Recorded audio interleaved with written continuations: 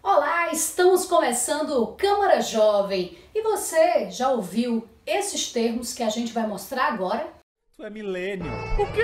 Milênio, é Não, milênio não, eu sou jovem. Isso, não, mulher. eu sou jovem, Guilherme. Mulher, você usa esse emoji pra tudo. Eu uso. Você é a sua usurpadora. Assisti. Se você tivesse perna, você com certeza ia usar calça skinny. Eu ia. Você no tempo que a Lorde era triste.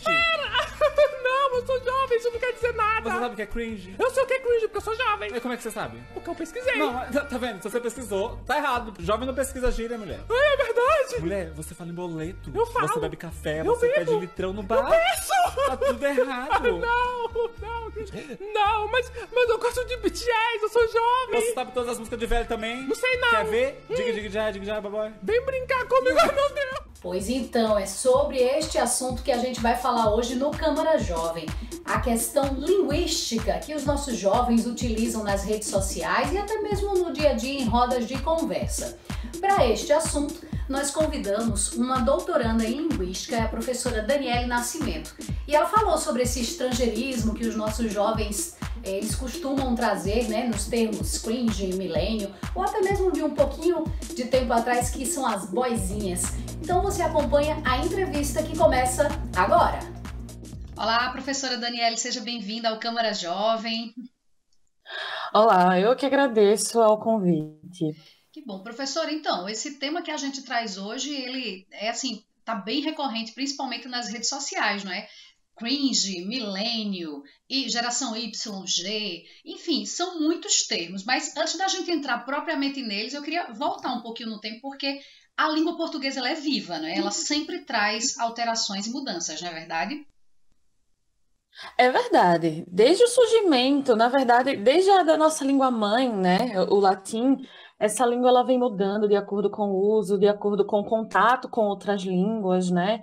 E aí, quando o português ele se formou, né, lá pelo século XV, XVI, quando ele se formou como língua mesmo, de lá para cá, né, todos esses séculos, ele já mudou bastante, né?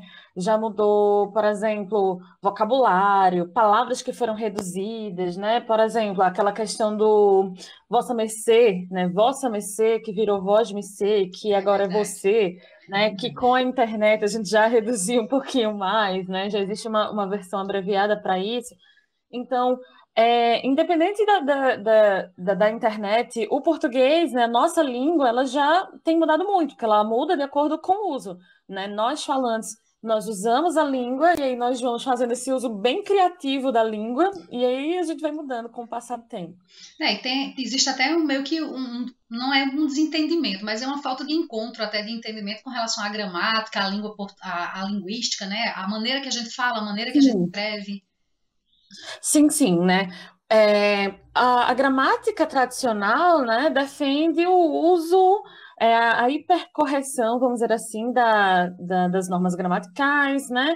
Enquanto nós, linguistas, né, eu me considero uma linguista, né, faço doutorado em linguística, enquanto nós, linguistas, nós observamos mais o uso da língua. Então, vamos dizer assim, algumas inadequações gramaticais, principalmente na fala, a gente não está falando de escrita, né, mas na fala, nós cometemos várias inadequações gramaticais. E essas inadequações gramaticais, elas não impedem o entendimento do sentido, né?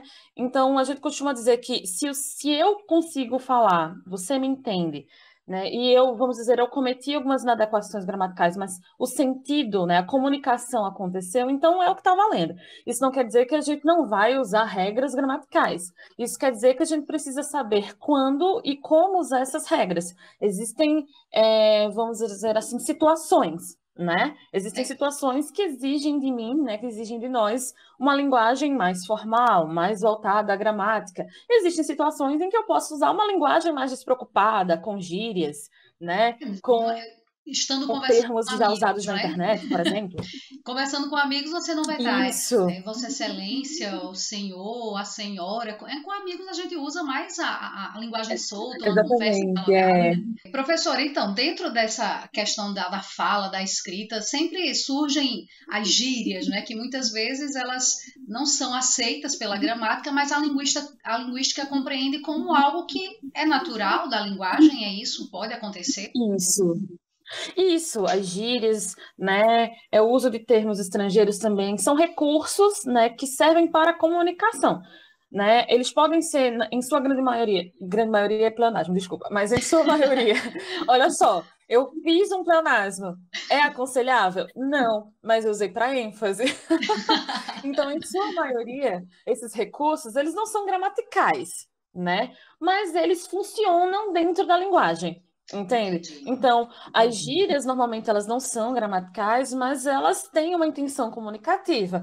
E se o emissor e o receptor entendem a mensagem daquela gíria, então tá tudo certo. Numa linguagem mais despreocupada, com amigos, com conhecidos, né? Em uma situação não formal, elas podem ser utilizadas. Com certeza. A questão do estrangeirismo, eu lembro que até Ariano Suassuna, ele era um grande, como eu posso dizer, ele era totalmente anti o estrangeirismo, né? Para ele tinha que ter um regionalismo, ele sempre tem essa valorização.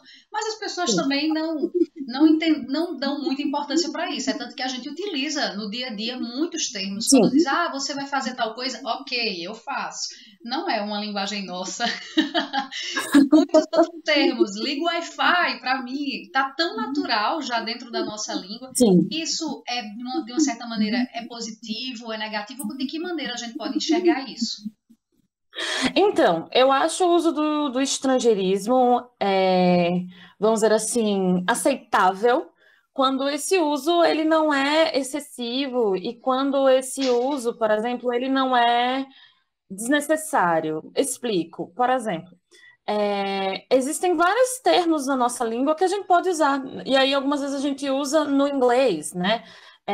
Isso acontece muito em algumas áreas profissionais, brainstorm, mindset, né? Que eu acho que já deu para perceber qual é a área profissional que usa isso. Mas, por exemplo, existem palavras que a gente pode substituir. Então, quando esse uso ele é excessivo, né? E ele não é tão necessário, porque a gente tem palavras na nossa língua, né, que podem expressar a mesma ideia, né? Eu acho que é melhor a gente usar a nossa língua. Até porque o uso do estrangeirismo, né? Eu preciso dominar o significado daquele estrangeirismo e o meu receptor também. E nem sempre eu sei se o meu receptor vai entender, porque o meu receptor, se ele é da minha nacionalidade, ele só tem a obrigação de saber a minha língua, que também é a dele, né? A nossa língua nativa. Então, o uso do estrangeirismo, eu acho ele aceitável, né? Quando a gente usa esse termo na ausência de um termo em português para aquilo, né? Por exemplo, Wi-Fi. A gente não necessariamente tem um termo em português para Wi-Fi, né? Pendrive. A gente não necessariamente tem um termo em português para pendrive. Como é que a gente chamaria pendrive em português? Qual é o nome dele? Entende? Então, quando a gente não tem esses termos na nossa língua, a gente pode, de certa maneira, se apropriar desses termos em outra língua, né? Mas o que acontece muitas vezes, e aí eu super entendo a crítica de Ariano Suassuna, acho que ela é em partes a minha crítica também, é que algumas pessoas utilizam termos de uma outra língua, né? Quando nós já temos esses termos na nossa língua com uma expressividade bem maior, né? Mas na nossa modernidade existem palavras que de fato nós ainda não temos um termo equivalente, né? A gente não fez como Portugal, né? Em Portugal, o que eles fazem? Eles literalmente traduzem alguns termos. Então, a gente usa site, né? Eles usam sítio, né? A gente usa o mouse, eles literalmente traduziram e usam rato como o aparelho, entendeu? Então, para nós parece muito estranho, né? Nós optamos por não traduzir, né, e deixar alguns termos na língua de origem, e aí a gente utiliza, né, esses termos. Mas quando o termo existe na língua portuguesa, a gente usa a nossa língua, que é maravilhosa e muito rica. Com certeza. Então, o que dizer do cringe? Que é um termo que a juventude está usando. Muitos nem sabem o que significa, não sabem nem a origem, mas entendem quando alguém diz, isso é muito cringe. Olha só que interessante, eu acho muito interessante quando os jovens, né, utilizam, as pessoas que utilizam a internet, que não é só gente jovem, mas enfim, quando essa geração mais, né, a geração Y, a geração Z, né, principalmente a Z, vamos dizer assim, utiliza, eu acho muito interessante quando essa geração utiliza essas palavras, os estrangeirismos de uma maneira muito criativa, né, que cringe é um verbo que aqui no Brasil a gente começou a usar como um adjetivo, como uma qualidade. Isso é cringe, né? Então a gente mudou, a gente fez até um tipo de derivação, né? No português, quando isso acontece no português, que a gente usa uma palavra com outra classe gramatical, isso é um tipo de derivação, é uma derivação imprópria, né? E aí existe um uso muito criativo da língua, né? Na minha época, olha, que eu não sou tão velha, mas tudo bem. É um milênio. Na minha época, mas eu sou uma milênio, mas eu acho que ainda é usado por pelo menos pessoas da minha idade, o termo, né, bem informal, boizinha, como uma gíria mesmo, né? Ó, aqui na Paraíba ainda se usa, né? Aquela boizinha. Olha só que interessante. Boizinha é um estrangeirismo, só que é um estrangeirismo masculino, de boy, né? E no inglês existe um feminino girl, mas a gente não usa girlzinha, a gente pegou o masculino, colocou um diminutivo feminino, boizinha, pronto. Olha, é um neologismo que vem do estrangeirismo. Olha que uso criativo que as pessoas têm da língua. E quem está fazendo isso não se dá conta que está fazendo vários, vamos dizer assim, vários processos, e ainda mais com outra língua, né? É verdade. Eu não tinha nem percebido essa questão, mas é verdade. O boizinha, a gente fez uma alteração totalmente de sentido, de tudo, né? Que a gente até ainda usa, os rapazes chamam de boizinho, que é o boizinho, boizinha. Em relação ao cringe, é interessante a gente perceber como a gente pegou, assim, né? A internet pegou esse termo, né?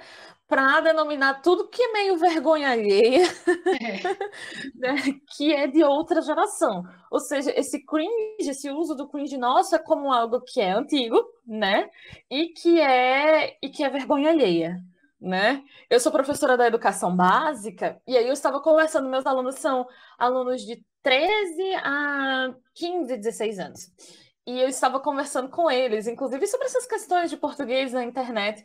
E uma aluna minha disse assim, professora, eu achei isso fantástico. Eu pensei, olha o conflito de gerações, né? Sim. Professora, para mim, cringe. Eu sei que uma pessoa é velha, assim, da outra geração, quando ela escreve corretamente na internet. Porque, a gente coloca só as consoantes, a gente faz uma abreviação e todo mundo entende. E vocês que são mais velhos, vocês não entendem. Quando eu vejo alguém escrevendo corretamente na internet, eu já sei que essa pessoa é velha, já sei que para mim isso é cringe, que não precisa. Ou seja, em outro ambiente, em outra situação, né? Aqueles usuários ali, eles já têm uma maneira assim mais imediata, né, de entender. Inclusive, esse imediatismo é uma característica dessa nova geração. Tudo rápido, né? Tudo tem que ser agora, né? Porque assim, nós que nascemos em outras gerações, por exemplo, eu nasci e cresci na geração do desenvolvimento da internet. Eu acho que o primeiro contato que eu tive com a internet eu tinha 15 ou 16 anos, por aí. Sim, né? Eu também, então a gente foi aprendendo a utilizar a internet, e a internet ainda estava evoluindo, né? Por exemplo, naquela época a gente não tinha o imediatismo que a gente tem hoje, né? Então, assim, já a geração de hoje, os meus alunos, né? Eu aprendo muito com eles não conseguem conceber certas coisas. Por exemplo, a questão da fotografia, né? Eu tenho alunos mais criancinhas que eles não conseguem entender que fotografia, para nós, antigamente, era algo impresso. Para eles, fotografia é sempre no celular e que você vai passando com o dedo. Teve uma vez até, professora, que a minha filha, eu falei, não, esse menino está um retrato. Que a gente usava esse termo antigamente, ela fazia o que é um retrato. Olha só. É uma foto. Você falou do retrato, eu lembrei de uma expressão mesmo, né, linguística, né, muito utilizada antigamente e que hoje, assim, é totalmente anacrônica, né, fora de tempo, é cringe, né, se eu falar isso para os meus alunos, eles vão dizer, eita, a professora está denunciando a idade, que é bater um retrato. Vamos bater um retrato?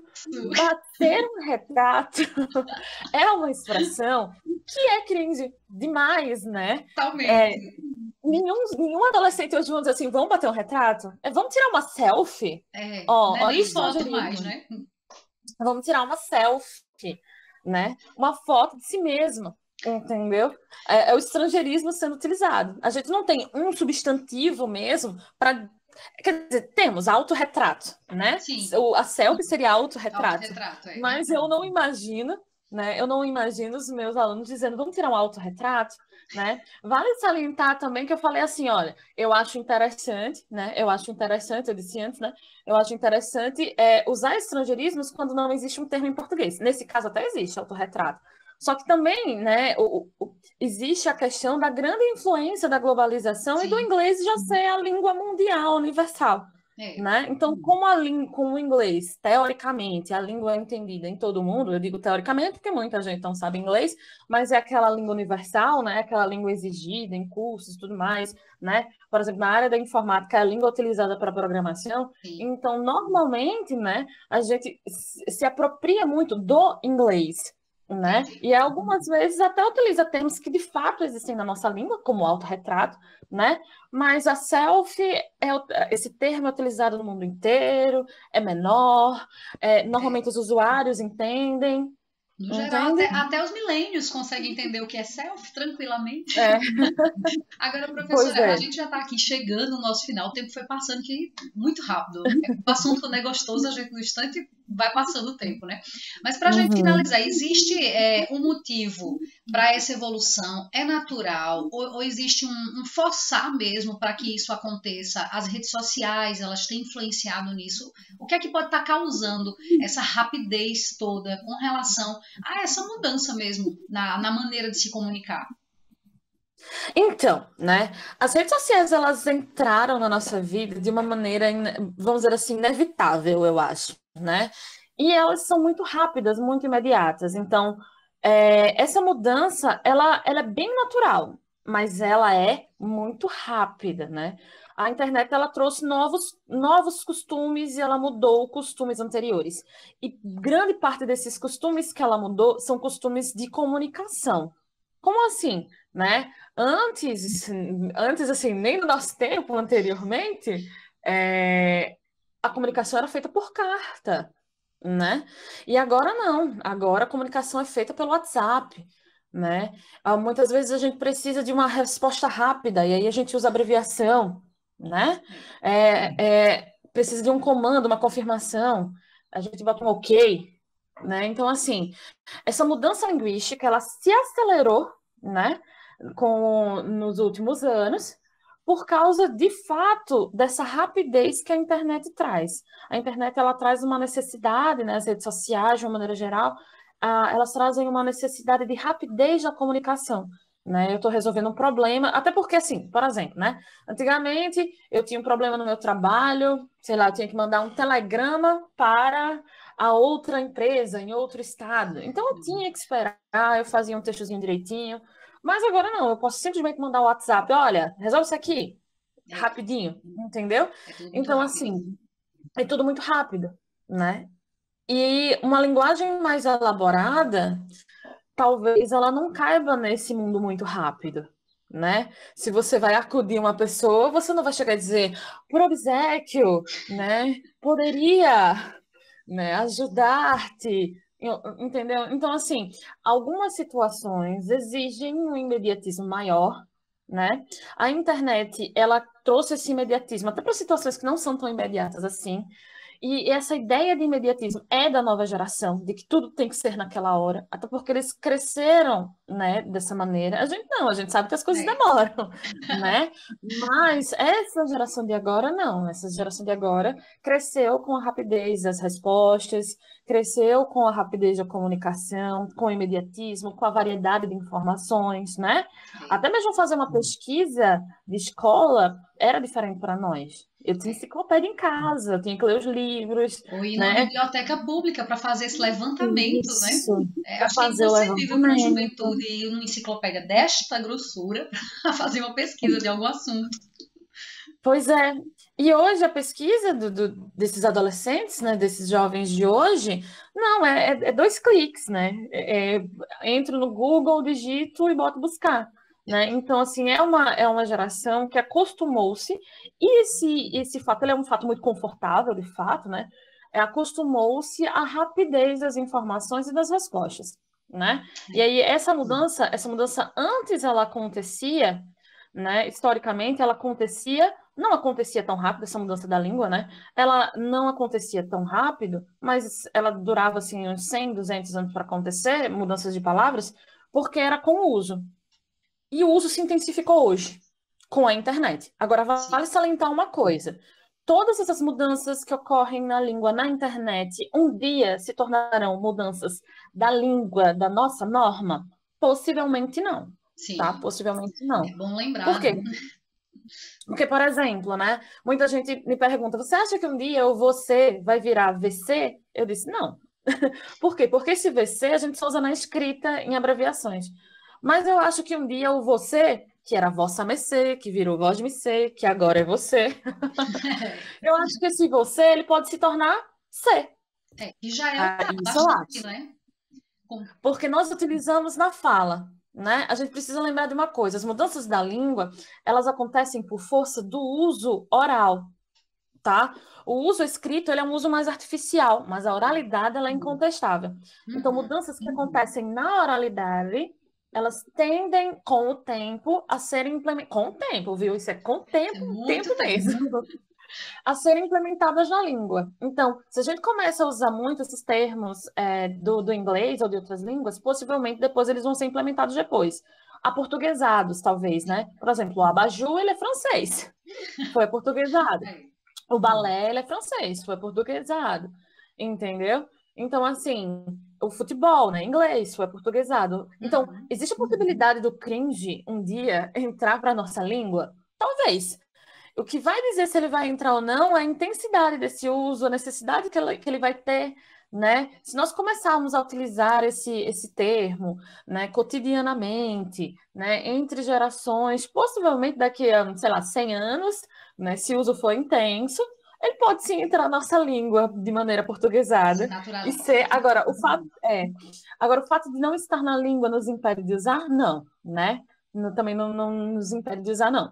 Mas as mudanças na língua hoje se intensificam, né? Porque o uso é muito intenso, né? A gente vai implementando essas mudanças, mas como eu disse, as mudanças que de fato se implementam e viram parte da nossa língua, elas são predominantemente orais. Ótimo. Bem, professora, então, acabou o nosso tempo. Muito obrigada pela sua contribuição. Ajudou muito a muita gente a entender. Ajudou muitos milênios a entender alguns termos e ajudou também aos atuais, aos cringes, né, para compreender essa rapidez, né, da juventude. Obrigada, então, eu agradeço muito pela oportunidade. Mais uma vez, obrigada a você, a professora Daniele, que compartilhou, né, um pouco desses termos aí conosco. Então, seja você cringe, seja você um milênio, não importa. O que importa é que a nossa língua, ela é viva e a gente, claro, tem que saber fazer o bom uso, seja no trabalho, usando da maneira correta, seja entre os amigos, usando de uma maneira informal. O importante é a gente compreender o que a outra pessoa está falando. Semana que vem tem mais Câmara Jovem, você pode rever este programa no nosso canal no YouTube, TV Câmara JP. E não esquece de seguir a gente nas nossas redes sociais, tá? É o Câmara Municipal JP. Segue a gente, compartilha e pode dar sugestão, que com certeza a gente vai avaliar e discutir aqui no programa para você. Até semana que vem!